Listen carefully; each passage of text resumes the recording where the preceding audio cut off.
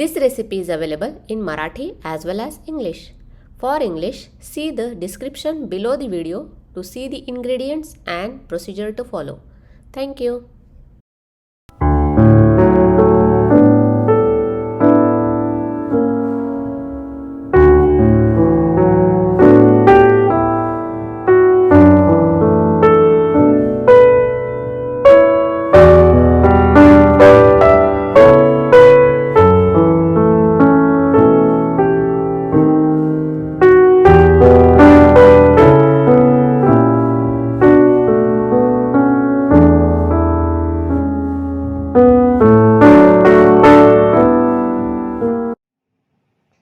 नमस्कार, मी रेखाच किचनमध्ये आपणा सर्वांचं खूप खूप मनापासून स्वागत.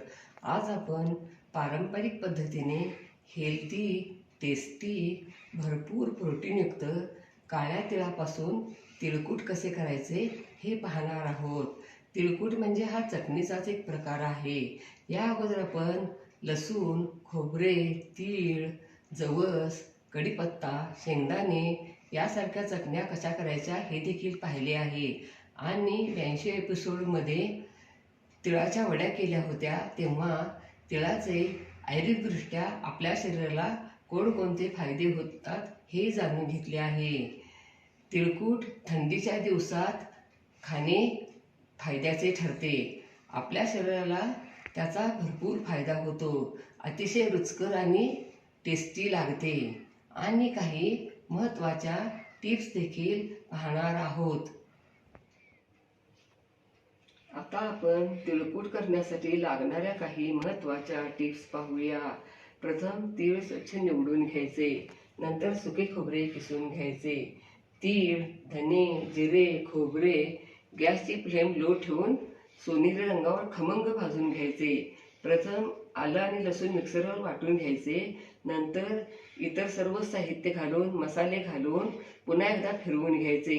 हे तिळकूट अतिशय पौष्टिक आणि रुचकर होते. हे तिळकूट गवार, घेवडा, बीन्स, शेवगा, फणसाची भाजी यासारख्या भाज्यांना वापरले तर भाज्या अतिशय रुचकर होतात.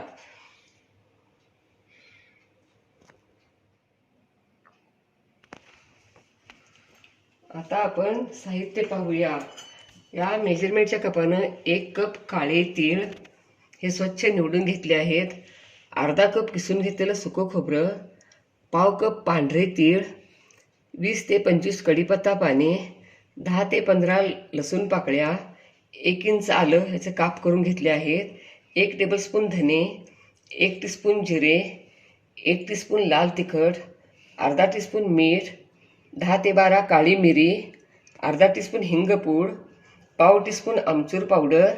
अशा चटण्यांना लसूण तुम्ही जास्त घालाल तितक्या चटण्या टेस्टी आणि रुचकर होतात आणि खमंग होतात. आता आपण पॅन गरम करायला ठेवूया. गॅसची फ्लेम लो टू मीडियम ठेवूया सुरुवातीला, नंतर लो करायची. तीळ हे दोन्ही तीळ मिक्स करून भाजले तरी चालते. आणि तीळ चटचट उडायला लागले की काढायचे. आणि त्यानंतर सुकं खोबरं, धने, जिरे, काळी मिरी भाजून घ्यायची. सर्व साहित्य खमंग भाजायचे. आणि त्यानंतर कढीपत्ता गरम करून घ्यायचा.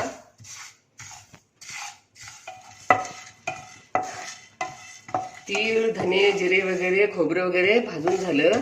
आपण आता गॅस बंद करूया. कढीपत्ता पण परतून घेतला आहे. आपण आता हे सर्व भाजलेले साहित्य थंड करायला ठेवूया. तोपर्यंत आपण मिक्सरच्या भांड्यात लसूण, आलं आणि कढीपत्ता पाने घालून मिक्सरवरती मऊ वाटून घेऊया. आणि तिखट तुमच्या आवडीनुसार तुम्ही जास्त तिखट आवडत असेल तर घातलं तरी चालेल. आणि नंतर तीळ वगैरे सगळं थंड झाल्यावर आणि आलं लसूण वगैरे सगळं मिक्स करून पुन्हा एकदा मिक्सरच्या भांड्यात घालून फिरवून घ्यायचे. तीळ, खोबरं, लसूण, आलं, कढीपत्ता वगैरे सर्व मसाले घालून मिक्सरवरती फिरवून चटणी करून झाली. बघा चटणीचा किती घमघमाट सुटला आहे. आणि आता ही मस्तपैकी काळ्या तिळापासून तिळकूट तैयार. वाह, क्या बात है, लाजवाब. अशा पद्धतीने तिळकूट तुम्ही जरूर करून बघा. तुम्हाला नक्कीच आवडेल. लाईक आणि सबस्क्राईब करा.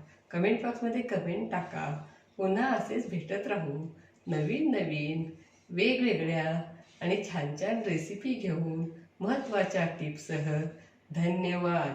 मस्त खा आणि स्वस्थ राहा आणि आपले आरोग्य उत्तम ठेवा.